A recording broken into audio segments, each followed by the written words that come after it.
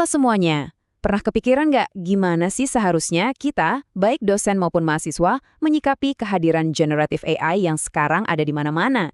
Nah, hari ini kita akan bedah tuntas panduan resmi dari Kementerian Pendidikan Indonesia buat nemuin jawabannya. Yuk kita mulai. Oke, kita langsung ke jantung permasalahannya ya. Panduan ini tuh jujur banget, nggak menutupi risikonya sama sekali.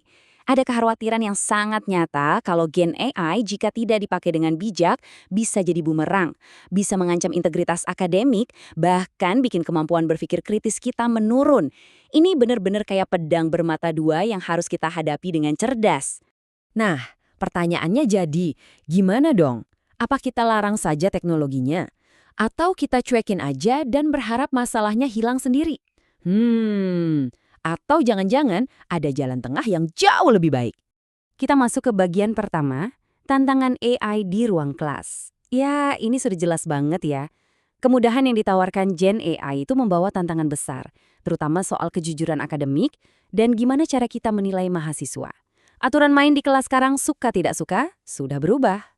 Dan ini dia jawaban yang ditawarkan oleh panduan ini. Solusinya ternyata bukan membangun tembok larangan, tapi justru membangun jembatan pemahaman. Jalan ke depannya adalah lewat adaptasi dan edukasi, baik untuk dosennya maupun untuk mahasiswanya. Lanjut ke bagian kedua, membangun literasi AI. Nah, ini kuncinya.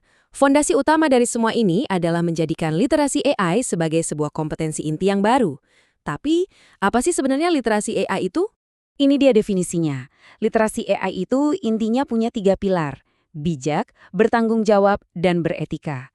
Artinya kita nggak cuma tahu cara ngeklik tombol generate ya, tapi kita juga harus kritis sama hasilnya. Kita harus sadar kapan AI itu benar-benar membantu, dan kapan AI justru bisa menyesatkan. Manfaatnya apa? Wah, jelas banget. Literasi AI ini bukan cuma buat mencegah penyalahgunaan loh, justru sebaliknya. Ini bisa mengasah kemampuan yang paling penting, yaitu berpikir kritis. Mahasiswa jadi belajar untuk memverifikasi, bukan sekedar menyalin. Dan tentu saja, ini semua mempersiapkan mereka untuk dunia kerja, yang kedepannya nggak akan bisa lepas dari AI. Sekarang masuk ke bagian ketiga, peran baru dosen. Dengan adanya AI, peran dosen itu otomatis berubah kan? Dari yang tadinya mungkin jadi sumber utama pengetahuan, sekarang perannya bergeser menjadi fasilitator dan pemandu di tengah lautan informasi digital. Jadi, gimana caranya dosen bisa beradaptasi? Panduan ini menawarkan 3 langkah praktis. Pertama, desain ulang tugas dan penilaian. Fokuslah pada keahlian yang AI nggak bisa tiru, misalnya analisis mendalam atau kreativitas original. Kedua, fokus pada prosesnya bukan cuma hasil akhirnya. Tanyakan ke mahasiswa bagaimana mereka pakai AI, apa saja yang mereka pelajari dari proses itu. Dan ketiga, ini penting banget, komunikasikan aturan main yang super jelas dari hari pertama. Coba deh kita lihat contoh konkret ini. Kebijakan penggunaan AI bisa langsung loh diintegrasikan ke dalam silabus. Dengan begini, dari awal mahasiswa sudah paham ekspektasinya apa, di modul mana mereka akan belajar tentang AI, dan gimana penggunaannya akan dinilai. Kuncinya itu transparansi. Oke, bagian keempat, dan ini mungkin yang paling sering jadi kekhawatiran, integritas akademik. Sekarang kita bahas isu yang paling sensitif ini, kejujuran. Gimana caranya kita bisa menjaga integritas akademik kalau teknologi bikin plagiarisme jadi terasa segampang itu? Panduan ini mendorong kita untuk mengubah cara pandang. Lupakan metode lama yang sifatnya reaktif, yang cuma kayak main kucing-kucingan pakai software deteksi plagiarisme. Pendekatan baru ini sifatnya proaktif. Kita mendesain pembelajarannya sedemikian rupa sehingga nyontek dari AI itu jadi nggak relevan lagi. Caranya gimana? Ada beberapa strategi pedagogis yang jitu nih. Misalnya, wajibkan presentasi dan diskusi lisan di kelas. Dengan begitu, mereka harus benar-benar paham materinya, bukan cuma punya teksnya.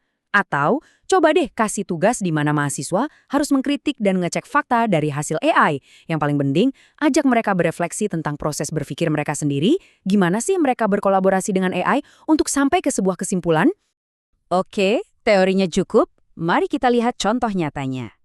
Panduan ini mengangkat sebuah studi kasus dari mata kuliah Ilmu Sosial Humaniora yang berhasil banget menerapkan prinsip-prinsip ini. Aturan main yang mereka terapkan itu sangat jelas dan cerdas. Mahasiswa boleh loh pakai AI sebagai rekan diskusi untuk brainstorming di awal, Tapi mereka wajib menjadi pilot utamanya. Artinya, analisis, kritik, dan gagasan orisinal itu harus datang dari mereka.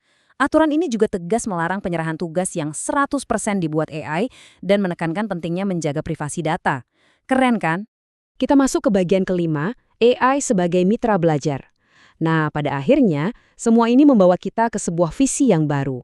AI itu bukan lagi musuh yang harus ditakuti, melainkan bisa menjadi mitra kolaborasi dalam proses belajar. Kutipan ini merangkum semuanya dengan sempurna.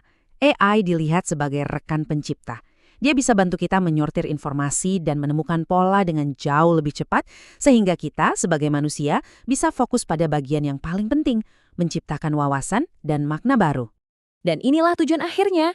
Dengan integrasi yang tepat, AI bisa membantu menciptakan pengalaman belajar yang lebih personal, lebih interaktif, dan yang terpenting, jauh lebih relevan dengan tantangan dunia nyata yang akan dihadapi para lulusan kita nanti. Kita tutup pembahasan ini dengan sebuah refleksi penting. Perubahan ini udah terjadi, sudah di depan mata kita. Jadi pertanyaannya bukan lagi jika kita akan memakai AI, tapi bagaimana kita akan memakainya dengan bijak. Gimana caranya kita bisa membentuk generasi yang lebih kritis dan kreatif dengan bantuan teknologi ini?